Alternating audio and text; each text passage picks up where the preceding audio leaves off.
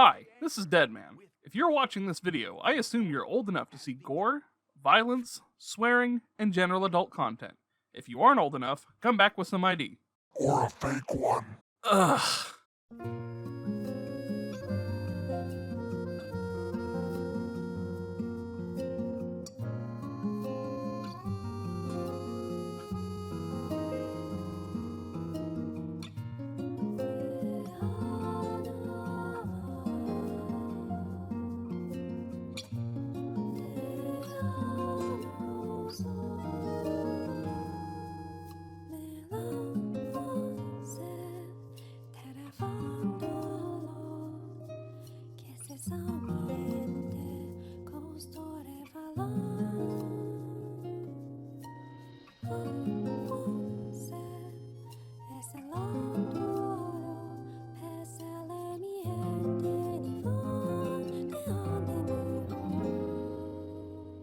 Once again, I know it's a purchasable bonus, but I adore YOKO TARO's previous works being put into current games.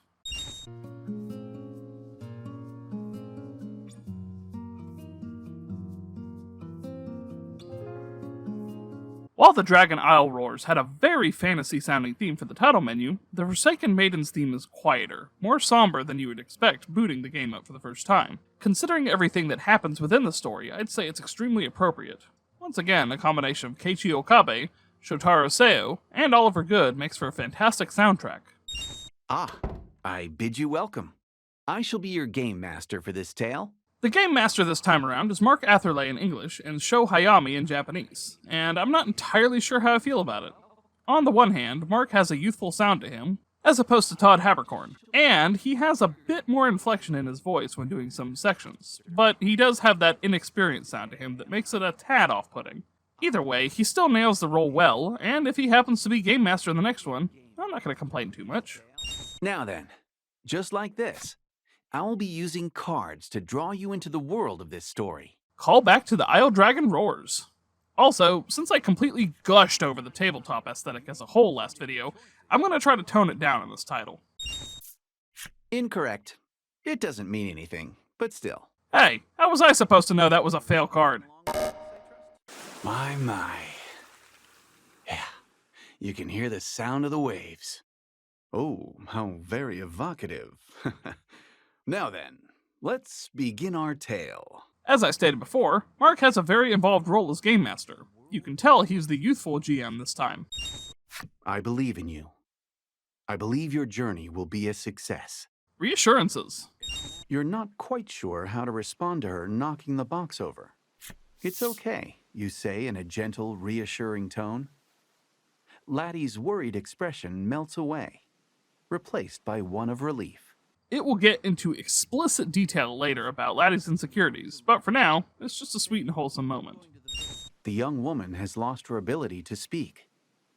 Neither of you have any knowledge of how she ended up in her situation, and you spend many quiet hours together in the grotto. It's not often you see a reason for a main character being mute, but it's always appreciated. It's also nice that Laty not being able to speak doesn't hinder her and Baron's relationship. Gorgeous flower beds burst with blossoms that will one day wilt and wither away, much like Omega Village itself. This is a village that has accepted its fate to be but a moment in time, destined to fade. That is poetically dark, which is a primer for this whole adventure. Just as before, the character cards with their flipside stories are just supremely tragic, or uncontrollably hilarious. Oh, good, you think to yourself. Another day, another basket of fruit. I don't know if Baron is being sarcastic or not, but I would love to get a basket of fruit every day. Her expression uneasy. Laty takes hold of your sleeve with a tentative touch. I love small details like this to give character development. Laty is strong in her own right, but, as we will see later, she is plagued by insecurities. A spirit appears right before your eyes. Well, maybe it's a spirit? It's some kind of strange stuffed animal. Granted, I have the Nier Automata pack equipped, but it's so funny that while outside of the 4 main islands, your third party member is literally a hand puppet. You hold out an offer of reconciliation, and Lat takes it and immediately starts munching away. between. You're not really sure if the make good worked out, but in any event, Lack looks willing to listen to you now. Making amends. On the negative side of this, I feel like Mark puts too much of a pause between his sentences. Meaning sometimes it sounds like he's done with his card when he's not. Could you just not be impatient? No. Just as the maiden's myth handed down amongst the denizens of the island suggests, it explains, Laty was indeed born to be the maiden here. However, she was unable to take up her role. This has caused no small amount of distress over the island's inevitable destiny to sink beneath the raging waves. No pressure, though. Your ship, your trusted companion, once a mere wrecked husk that you labored to bring back to life with months of sweat and toil. You climb up to the stern, and with every bit of care you can muster, you attach the wheel. The final stroke upon the canvas.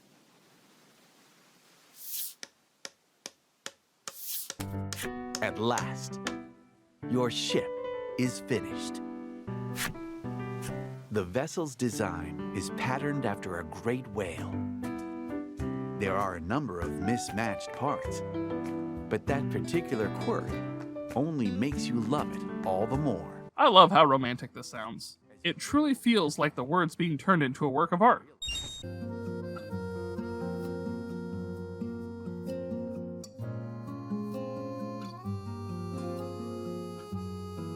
Just as last time, each chapter's start is marked by a cutscene of sorts, recapping the prior events. The Bon Vent gets its own playing piece.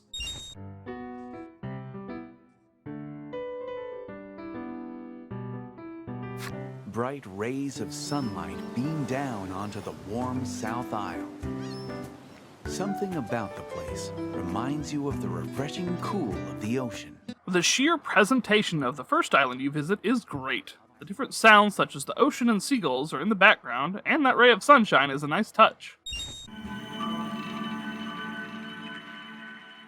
We even get these nifty cards this time around to tell us what chapter we're in.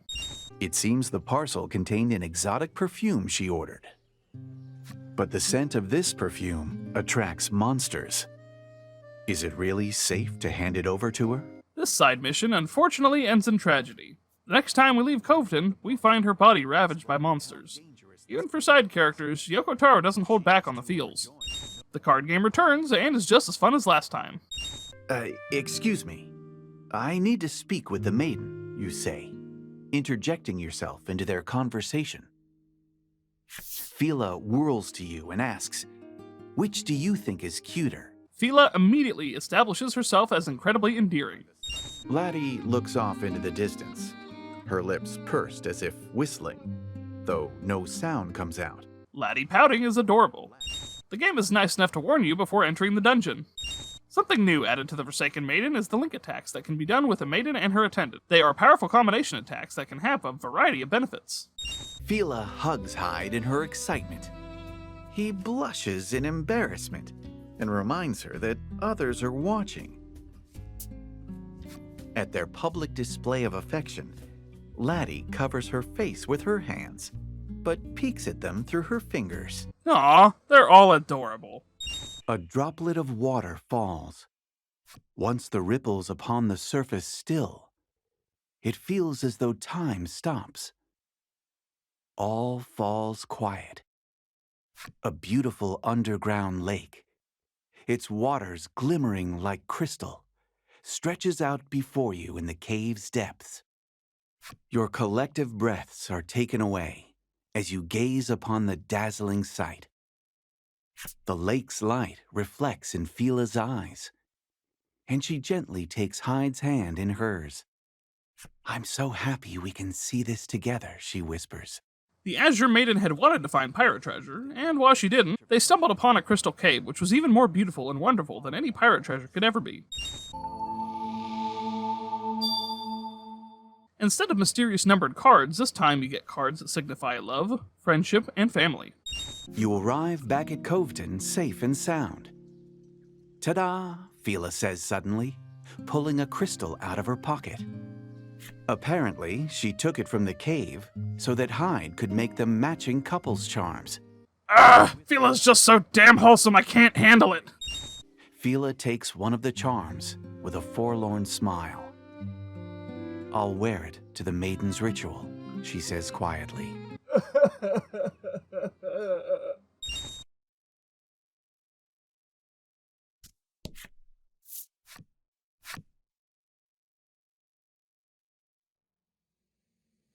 Once outside, you find yourselves in the heart's domain, the birthplace of human emotions. But is it light or darkness at its core? When asking the Azure Maiden for help, she agrees to let you use her relic, but she would like to be present. Because of this, the five of you get sucked into Heart's domain, which is basically Laty's inner turmoil. It's all very heartbreaking, but it only gets worse. You stand in awe of the world before you. It's entirely black, as if someone took a brush and filled it from corner to corner with dark paint. The entire world is filled with Laty's insecurities, and is the reason she cannot speak. You can't believe that this is what's inside Laty. Sweet, kind Laty, who wears her heart on her sleeve. This just goes to show, you never know what someone is really going through. In the Heart's domain, you fight shadow monsters, most likely representing Laty's clouded mind, filled with anxiety and depression. So this is where all the YOKO TARO-ness from the last game went. The heart scar to be healed is accompanied by this anxiety-inducing track with how screeching the strings are, making it very appropriate and effective. The words flashing around in different languages and different forms are very accurate in an indescribable way. Within the shadow's final words, you sense something.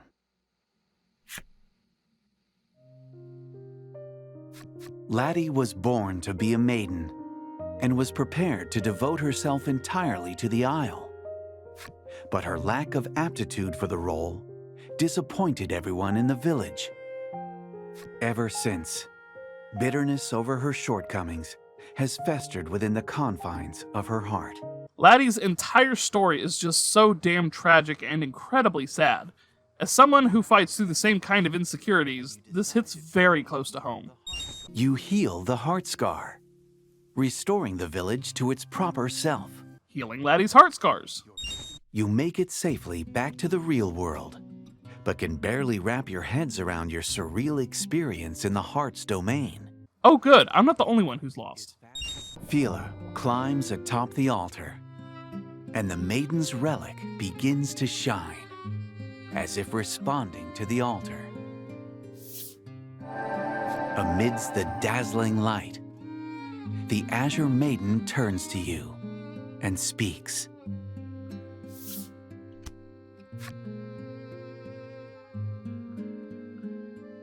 With those words, Fila transforms into light and journeys to where the spirit dwells. Her ceaseless smile remains on her face until the very last moment. The tears on her cheeks, however, tell a different story. I'm gonna be honest, this took me by surprise. Fila's fun-loving nature was a mask for her fears of sacrificing herself to be a maiden. She didn't want her friends to be sad. She just wanted everyone to have a good time and be in the moment. The adventure she had gave her the resolve to carry out her cruel fate. A voice breaks the silence.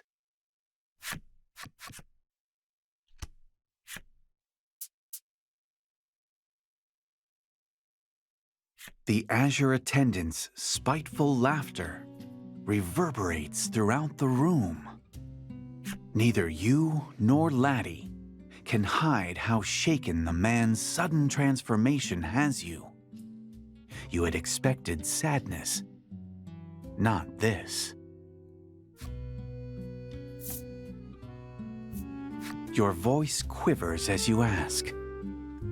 Hyde doesn't hesitate to answer your fearful question. Hyde tells you that the village forced him to be the maiden's attendant, regardless of his wishes. Attendants must follow the village customs, and continue to serve the spirit summoned by the maiden during the ritual for their entire lives. Becoming an attendant forced him to give up on his childhood dream of becoming an accessory craftsman. Because of that, he abhorred the Azure Maiden from the bottom of his heart. Even so, he continued to play the role of the smiling lover that Fila desired. Hyde raises his fist overhead to smash his couple's charm, indelibly stained with his deep-seated feelings of hatred. But he cannot bring himself to throw it down. The words of the sprightly young Azure Maiden echo in his mind. Though he should have hated her, he had been bewitched by her magical smile. The cries of the Azure attendant, filled with both hatred and sorrow, reverberate through the halls of the Seabed Temple. Wow, talk about taking me by surprise again. I was not expecting this reaction from Hyde. His clear contempt for Fila is overshadowed by his inability to destroy something precious of theirs, showing his true feelings. He may have hated her, but he also loved her deeply. He's lost in a sea of his own emotions and doesn't know what to do other than cry. When you parted ways, Hyde informed you that there was rumored to be... When you parted ways, Hyde informed you that there was rumored to be a hot-blooded maiden in Hero's Dominion, on an isle in the Western Ocean. We are of two minds on this. On the other hand, it's a neat gimmick that the Game Master stumbles over his words and repeats his lines. On the other hand, it's annoying when it happens, and especially towards the later game when it happens far too often. So we've agreed to disagree and play both sounds. Since you're a de facto attendant, you and Laty get link skills. Laty takes a deep bow in the direction of the Bon Fong, as if thanking it for safely delivering everyone to land. Laty is just too precious. Isn't that the Dominion? Lack chirps from its resting place in Laty's hood, breaking the silence. It amuses me to no end knowing that Lack rides around in Laty's hood. We're not done, Gladio reminds the party. He binds the beast in chains, hoists it up with one hand, and carries it back toward the Dominion. Gladio is hella strong. To hear this man tell it, the last maiden was a proper hero of war. Compared to her, well, he trails off as a heavy sigh of disapproval forces its way out of him. Rude. The maiden's shrine yet stands, though you think it looks rather forlorn. Clearly, it has been neglected in favor of the arena. That's a neat piece of world building. Since this island puts more stock into strength, the arena is the more well-kept of the two buildings. The innkeeper challenges you to an arm wrestling match in lieu of any greeting. You handily defeat her. She then informs you that strong warriors such as yourself get to rent rooms free of charge. You and your party can stay however often you'd like. As you walk away, you're fairly certain you hear her bitterly complaining that she's yet to win a single match, and that her business is doomed. Lady, you gotta hire a ringer to man the counter. He explains that while it's true he was born into a long line of maidens, he has not been recognized as the maiden on account of being a man. Either we missed something or I'm hella dumb. But it's never explained why Olivia was masquerading as a man, and it doesn't make any sense by the end of this chapter. Clearly, the maiden's circumstances are as varied as the islands on which they live. I love this line. It really shows that each of these chapters are wildly different from each other. You lift your hands close to its ear and clap once, with vigor. Explosions! Help! We're all gonna die! It shrieks, shooting even further into the air.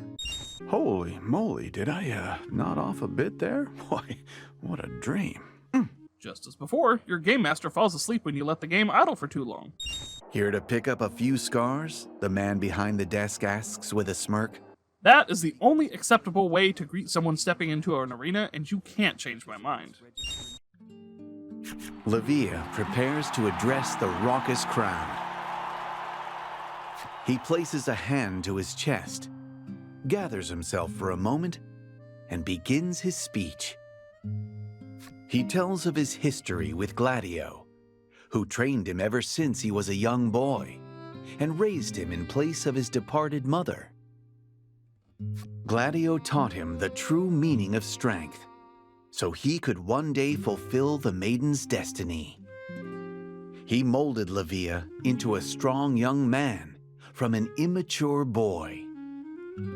And now that his strength has been universally recognized, Lavia tells the crowd it is time to reveal a truth that he has kept well hidden.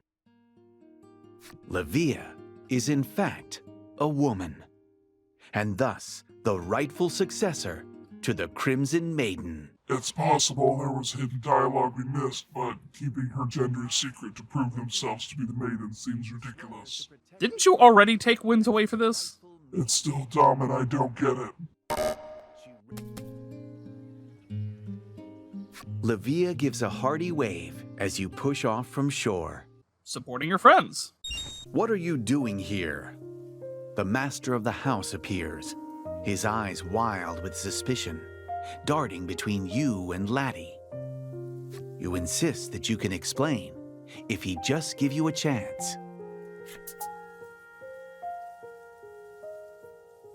He roars, clearly not willing to give you that chance. His face contorts with demonic fury. Considering how long Baron has known grief, it's really sad he's treating you like this, and that just goes double for his own daughter. It's for a good cause supposedly, but it's still just so heartbreaking. You are greeted by sublime white gates, the likes of which you've never seen. I love the use of the fancy word here, naming the city of Ivory Isle, Alabaster City. Crystal clear water runs through canals in the white-wreathed city. This place is far more beautiful than any village you've ever visited. And yet it hides such a dark secret. Seeing the Ivory Order's models here is a shock to the system, let me tell you. It also sparked a theory I'll elaborate on a little later. Alabaster City seems intolerant of impurity. It makes you wonder if its history is as spotless as its appearance. Foreshadowing, because it absolutely is not. If you wish to go further, heed our voices, the tree says eloquently as you approach. Lanka, who had claimed talking trees to be mere superstition, shrieks loudly and holds fast to Krim. Thinking at the attendant's chance to lord this over the maiden, you glance over. But Krim, in her surprise, has fainted, her eyes rolled back into her head. The Ivory Maiden's powerful strike cleaves through the soldier's mask. Broken, the mask crumbles to the ground in pieces. Everyone gasps. The face beneath the mask looks just like Lanka's. Well, that certainly was a twist I wasn't expecting. Looks like Lanka has a twin sister that was a deserter. Surely that's as twisted as this chapter gets. That does not bode well. I just want to live, the woman says, glaring at your party. Considering what we find out later, these words are so bittersweet. You get a creeping feeling that something sinister lurks beneath Alabaster City's pristine facade. You escort Lanka and Krim to your vessel. I'm surprised it even floats, Lanka whispers. I never thought the deck would be stained in a maiden's blood, you think to yourself as the ungrateful words leave her mouth. As if sensing your murderous intent, Laty looks at you and takes deep breaths, urging you to take your own. Laty is really good at nonverbal de-escalation. You see a girl gleefully playing with the mud. Upon closer inspection, you recognize her as Fila, the Azure Maiden. While this is in Laty's heart/mind, it's nonetheless a huge shock to the system seeing Fila again. You see a familiar figure in the center of the marsh. In the depths of the strange mud-filled town, you find yourself. Or rather, a shadow of yourself. That man's an imposter! That man is the imposter! Laty was entrusted with the duty of becoming a maiden. Thanks to her talent, she was loved by all. But it was a false love. No one would truly love someone who was destined to disappear. When people discovered she hadn't the makings of a maiden, they stopped caring for her, and she descended into the darkness of desolation. There are some powerful messages in here dealing with depression, anxiety, and isolation, and just, wow. This, again, hits way too close to home for me. Upon your return to your original world, Lanka and Krim look weary from their unbelievable experience. Hours of depression will do that to you. After defeating the soldiers, you spot neither hide nor hair of Lanka. According to Krim, the maiden will likely be taken to the Foundation, a school beneath the palace, to be educated. That one line alone turns this entire chapter into horror. Beneath the Alabaster Palace lies the Foundation. Within the sunless corridors echo the sounds of writing, day in and day out. Oh, I have a bad feeling about this. The maiden shall not ask for anything, the girl reads aloud. There is a ton of evidence that says Lanka is a maiden that's repeatedly cloned over and over and over again, and it makes for a great setting that's horrifying to look at.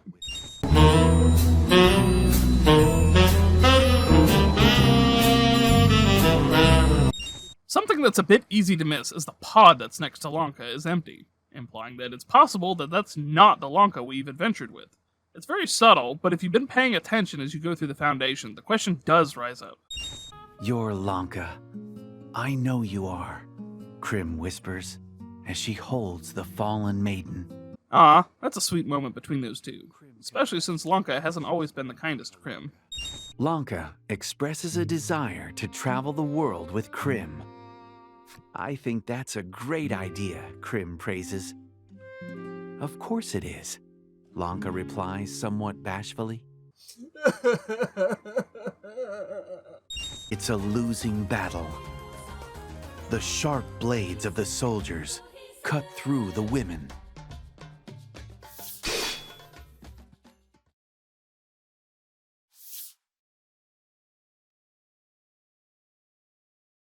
The two gaze at each other as still warm blood flows from their bodies. Regardless of Lanka's origins as a spare, it's clear that she and Krim shared a bond of friendship that could never be replaced. With the triumphant music that was playing and Lanka and Krim stealing their resolve, it might seem like they would make it. But sadly, this is a YOKO TARO game, and this particular chapter ends in gut-wrenching misery. As the two girls lay dying in the street, they seem almost happy they get to die together. Is someone cutting onions in here? Another day, another round of maiden training. On your way to East Isle, you have to moor in a storm, and Laty's picture book falls into your lap. And when you read it, it's actually her diary detailing her early life while training to become a maiden. Also, oh my god, tiny Laty is adorable! I leave the shrine to go home, when suddenly a young man from town bumps into me. Pain in the ass. His voice is irritated, and he walks away without apologizing. Ever since my training started to go badly, the villagers have been mean to me. Laty's diary goes into excruciating detail on just how poorly she was treated after her mother made the maiden sacrifice. Laty missed her mother, and as a cause of that, her training to become maiden just kept getting worse and worse, causing the people to be foul towards her. This is such a painful part to see because she's just a little girl who misses her mommy and is trying her best, but it's not good enough for everyone. It's easy to see how she fell into such despair. Not even Dad supports me anymore. He hasn't come to watch my training in a long time.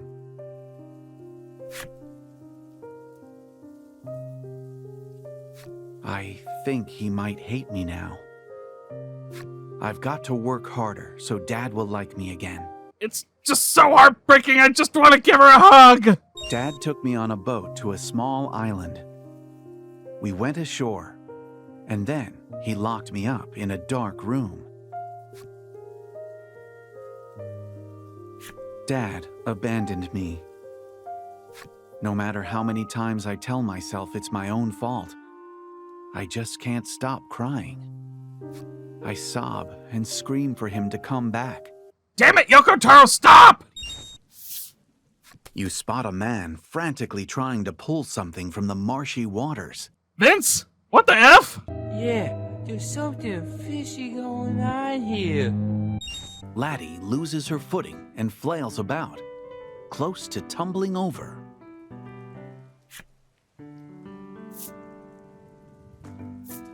You can't let Laty get all covered in mud, so you dive into the muck to catch her. But she flings her arms out to either side, regaining her balance last minute. Now you're wet and muddy for no reason. A neat thing about the marshlands of the East Isle is the rain falls on the cards, making a nice ripple effect. In the deep reaches of the Fiend's Nest, there is an altar where the Maiden's ritual is to be carried out. Tucked away in the shadows behind it, there is an egg. Perhaps the giant beast was protecting this. Monsters were attacking Fenmoss, and obviously you go defeat the monsters in the area. Now, finding this egg set behind the Maiden's altar makes it tragic, as the monsters could probably feel that it was close to time for the Maiden's ritual. They just wanted to protect their young, same as the pregnant queenie. Perhaps because he has finally felt the weight of his own child in his arms. Blight's expression cracks, and he begins to weep, overcome by emotion. Can confirm, it is exactly like that. The Onyx Maiden and her attendant have named the child Melanie, a word from the language of spirits, meaning eternal happiness. Nothing is fully confirmed, but as of right now, it looks like the Forsaken Maiden is a prequel to the Isle Dragon Roars. From the child being named Melanie, Blight looking exactly like Vince, the Ivory Order looking guys, that's all suspicious as it is. But, if you'll notice, the cards say 4 on the top of them, and in the Isle Dragon Roars, they say 6 on them. Time will tell what exactly is going on, but if this ends up being true, it will make for a very interesting connection. The attendant mutters, but to who you cannot say. Pitiful. Just pitiful. His miserable murmuring gradually melts into tense silence. After the events of the individual chapters, you can go back and see what's been going on since the end of the chapter. Hyde is apparently still stricken with grief. Laty offers the maiden's relic she was given up to the altar.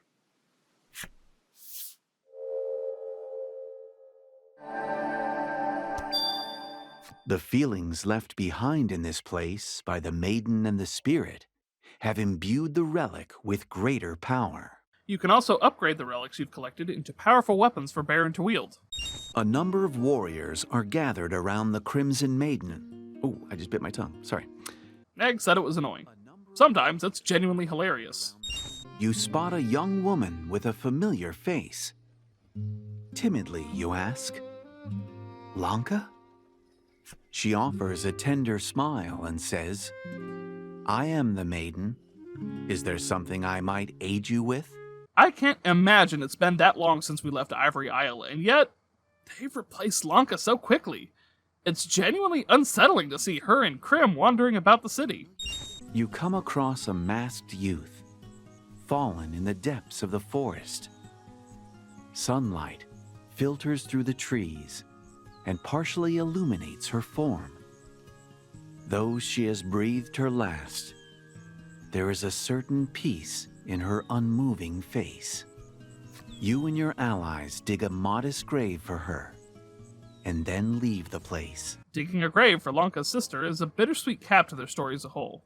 The Ivory Isle was pretty messed up, and nobody really got a happy ending.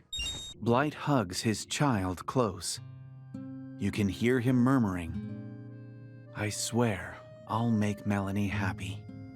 You wonder what he will tell the child about her mother, the Onyx Maiden, and the island where she was born. And I'm wondering how it all connects together.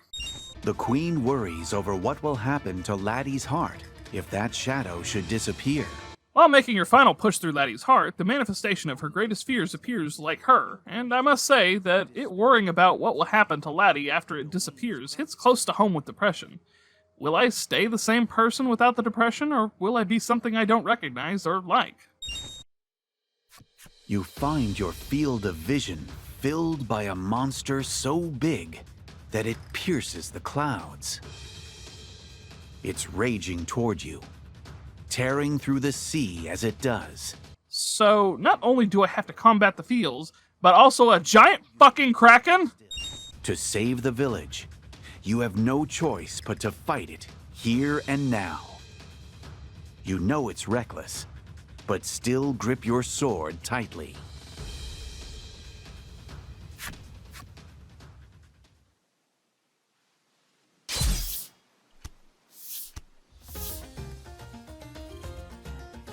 A light flashes in the sky, and two figures appear.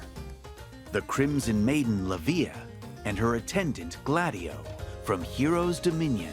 Lavia and Gladio to the rescue. Your allies are fighting their hardest, and yet it's still not enough.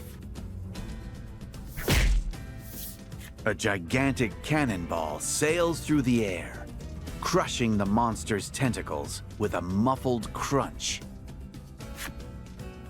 You see that a single ship has fired the cannonball, and upon it, Greeth is at the helm, instructing the Omega Islanders to fire shot after shot at the beast. Greeth to the rescue. Greeth hands his daughter a book. It's the same one that you found in his house, the diary of Laty's mother. Laty opens it with an uneasy expression. Her eyes fill with tears as they pass over the words. Within its pages are words of love, a deep and heartfelt love that the previous maiden held for her daughter. It also contains words of anguish at having to burden her own child with the island's fate. Greeth tells you that he refused to let Laty sacrifice herself in the same way. Your eyes widen in realization. So does that mean?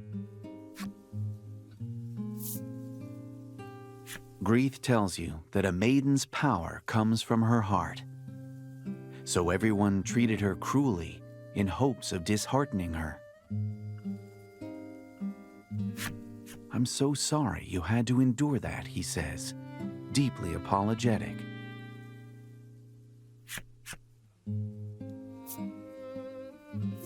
They knew that if Laty were freed from being a maiden, the island would be destroyed.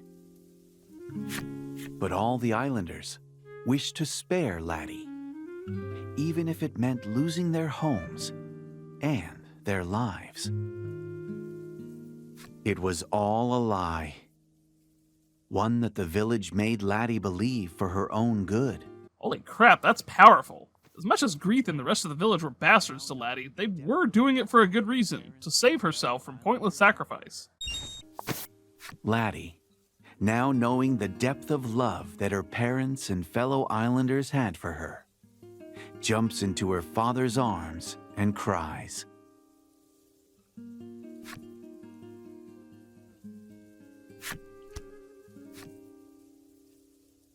For the first time you hear it, the voice that Laty buried deep within her heart. Laty gets to make up with her father, as well as being able to speak for the first time in a long while. In the throne room, where her desires once lurked in the shadows, Laty bears her heart to you.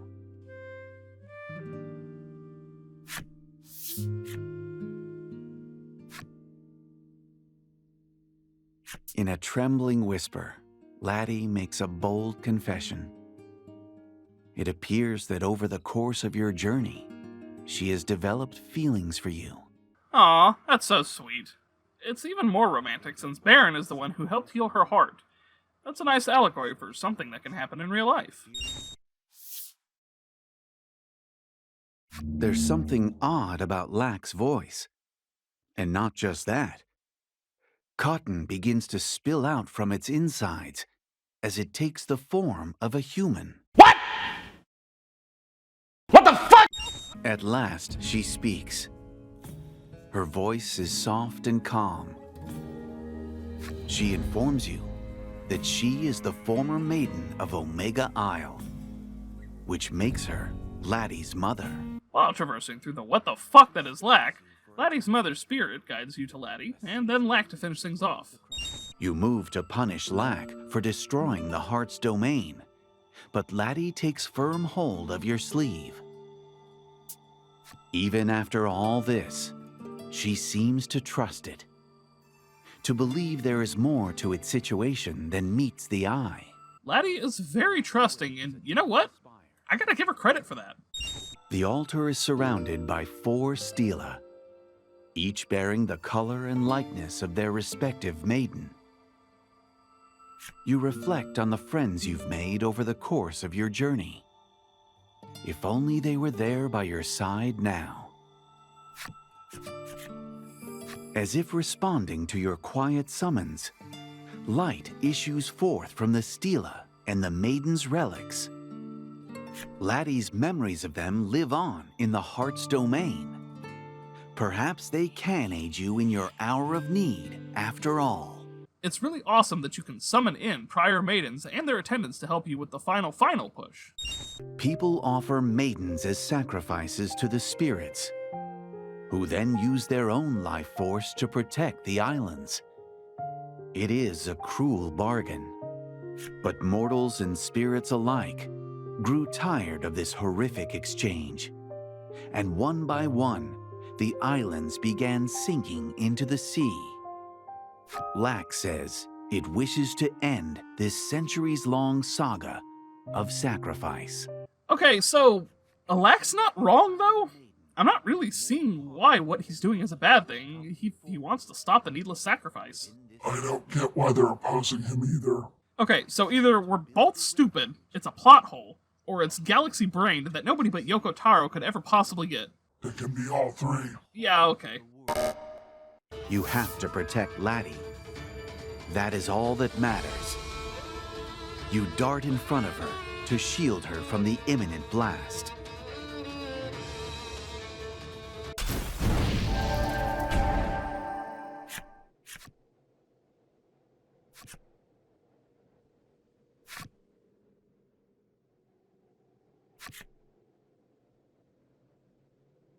The friends you've made on the journey leap to your side in your hour of need. Everyone to the rescue! You are bathed in a warm, comforting light. Magical power issues forth from Laty's mother, healing your wounds. In the final push, you can go rest up with Laty's mother. Shrouded in darkness and exuding pure malice, this dragon can be none other than the Onyx spirit from the Maiden's myth. You get to fight the different spirits of legend with the respective maiden and attendant. You approach a young girl with Laty's face. Lonely? How could I possibly be lonely? She says with a bashful look. The Latys that are in the Warped Heart's domain are reminiscent of the Foundation on Ivory Isle. It's quite a bit less creepy here, but it's still so sad. The final battle with Lack, the Spirit Sovereign, appropriately has cards spread all around the battlefield, giving you a good idea of the scope of him. Also, never thought I would fought a sentient hand puppet that's basically God on my gamer resume. The dazzling light of memories of the maidens suffuses the relic. This is the power that will heal the heart scars. No doubt, the relic has also absorbed plenty of Laty's memories of your hitherto adventures. Memories of the friendship she forged through hardship and delight as you sailed around the islands. Memories of her deep-rooted affection for her family, no matter how inelegantly they might have tried to protect her. Memories of her love for you, built over all the times, big and small, that you were there for each other throughout your journey. Friendship, family, love. 2 of these 3 must be sacrificed in order to heal the heart scars. While I do like the ending of the Forsaken Maiden, The choice you make is ultimately pointless, as there's no real difference between the 3. You've nearly grasped her wrist when your entire body seizes up, as though bound by invisible chains. Laty's heart wishes to be healed, and you cannot stop what is about to occur. You can see the determination in Laty's eyes. Though your chest feels about to burst, you respect her wishes. Laty smiles faintly, as if saying, "I always admired your kindness." ending is so bittersweet though. I love it. For agreeing to let the spirits take refuge in her heart renders Laty but a relic. Eternal, yes, but neither dead nor alive as she watches time pass before her. If this is her will, it is, she insists. From the moment she was born a maiden, she thought she would never know love, and yet it has found her, and that is enough. Laty being trapped in her own body, serving as a relic to keep everyone else safe, just shows how great her character is. You have to battle your memories to erase them, and damn, that's powerful. The closing credits are cards. A young boy stalks carefully through the grass. He clutches a large tree branch in his hand, his eyes fixed on a monstrous shade. Presumably Baron's son is mirroring him from the start of the game. Upon the altar slumbers the maiden that brought peace to Alpha Isle. At least, that's what everyone says. Beside her lies a single sword. Covered in rust as it is, it must have stayed by the maiden's side since the moment she closed her eyes. It looks nice enough, though. Maybe it belonged to the guy from the legend. Supposedly, he risked his life to protect the maiden. The boy's eyes drift from the sword to the maiden's face. He stares for a moment, captivated. He wonders if she's dreaming. If she is, it must be a good dream, because a small smile flickers across her lips. I have no words to close this out. It's beautiful. And so, your long voyage has come to an end. What did you think of this tale? You have my apologies.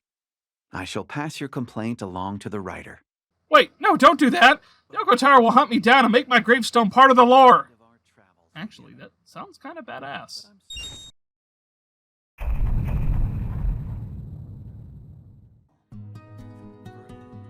I thoroughly enjoyed The Forsaken Maiden. It felt more like an adventure, with you being able to sail the seas and explore many islands.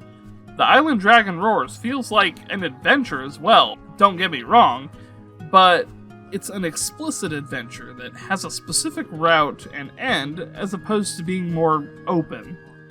Also, as a small aside, this game has one of the best representations of depression and anxiety that I've ever seen. Just wow. There's some spots I'd argue the Isle Dragon Roars is better, but that's personal opinion. It all comes together in the end, but I feel like a lot of the weaker parts of the story has to do with the starting and stopping of the different maiden stories. Overall, I do think it works, even if the end is lacking just a little bit. I feel like there should have been more to your choices, since there were choices to be made. All that's changed is a couple of lines between them. What could have worked a bit better if they wanted to go with a singular ending is this. Laty spent her whole life living in darkness due to the way she was treated. After healing her heart scars, she uses all of the newfound love to seal away the spirits. Same as before, just slight tweaks to make the choice aspect a little less of a dud. Also, can we just appreciate how tame the Isle Dragon Roars was? Like, there wasn't a lot of YOKO TARO in that game, sans for going to the Blight Isle, but he must have been saving it up full force for this game. All but the Crimson Isle made me cry, and everything was put together spectacularly. The music is phenomenal. The same team of Keiichi Okabe, Shotaro Seo, and Oliver Good makes for a fantastic soundtrack. Instead of going for a Celtic/standard adventure theme throughout, they gave it a more relaxed sound, something that really pairs with the Sailing the Seas adventure, as well as hit extremely hard with the depressing emotional beats. Gameplay is, well, it's the same as before. It's standard turn-based RPG, but with heavy card/tabletop aesthetic.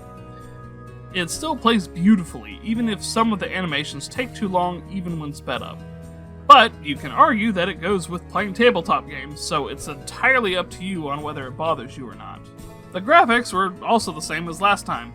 Beautiful art created by Kimihiko Fujisaka with some new additions, as well as art used from the last game. Reusing art from the last game gives genuine mystery surrounding the Ivory and Onyx Isles. I love it! In closing, I'm very happy with how the second game in the Voice of Cards series turned out. It's given us some things to talk about, as well as making me excited for the next one to drop. Who knows what new adventures awaits us? Thank you for watching, and try not to die out there. Fed by the power of Laty's memories, the relic glows ever brighter. She steps up to the altar and raises her relic in the air. A divine light erupts from the top of the tower at the center of the heart's domain. It touches every corner of the domain. A lighthouse in the darkest of seas, guiding wayward souls to shore. The Maiden's Ritual. Laty dreamt of it ever since she was a young girl, and now it is done. She is a maiden.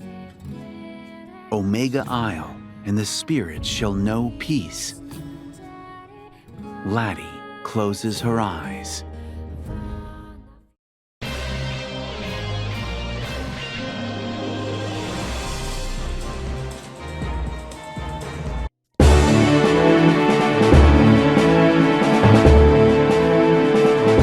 Card games! On a boat! I'm on a boat! Everybody look at me, cause I'm saying